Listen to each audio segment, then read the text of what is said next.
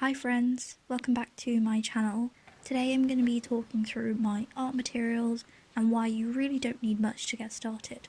This video will be a two-part video, and with this one particularly talking about why does the type of paper you use matter.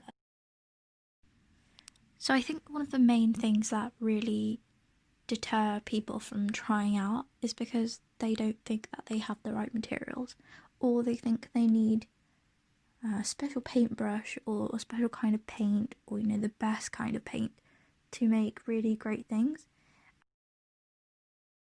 If you get some really good quality paper, you can pretty much use any sort of paint, any sort of paintbrush and get pretty decent results. At least that's what I think. But I think there are some basics that you do need to understand about paper and how to pick it. Generally, people don't like to use printer paper, for example, because it's so thin. For watercolours, you need heavier, thicker paper for the water to really absorb into. And with printer paper, the colours won't show up very vibrantly, and the paper becomes warped or buckles under, all the water and the paint. So going from there, you might hear a lot of artists talk about GSM, or grams per square metre. All you really need to know is that the higher the GSM number, the heavier and generally thicker the paper is. For example, printer paper is usually around 80 GSM, which is very light.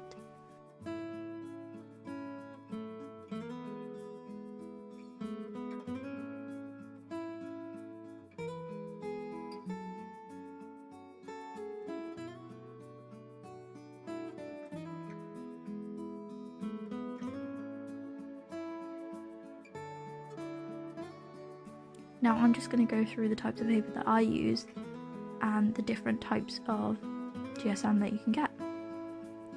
So this 130 GSM paper is from the range, the Handbook Journal, and I really love this book. It's 5.5 by 5.5 inches and it's honestly so cute. It's a great size for sketching on the go or art journaling, and I love the texture of the paper as well.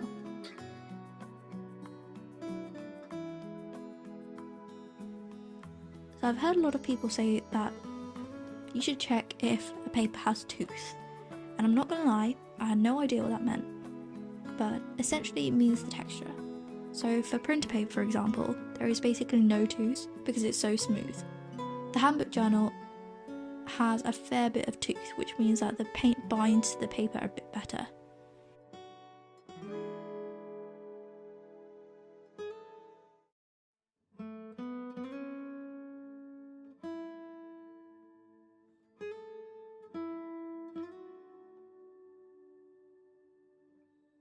If there is excess water on the dry section, the colour will bleed, but if the paper is wet all over, this is less likely to happen.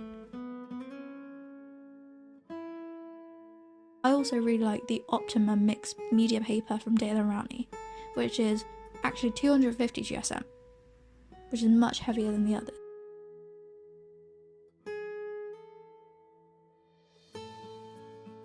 But ultimately, why do I say that the materials you have doesn't matter, but maybe invest a bit more on good quality paper?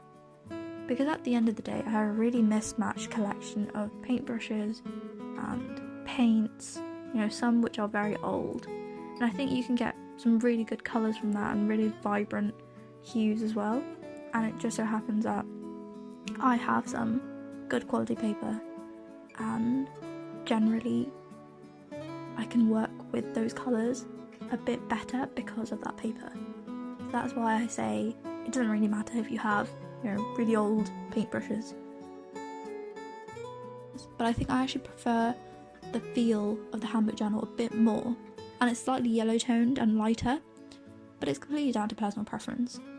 I just think that you should know your options, the GSM of each, and judge from there. Thank you all for watching. Let me know what you think in the comment section below, and let me know if you want to see a part 2. It will be more about paints and the watercolours that I have, so let me know. Until then, see you next time. Bye!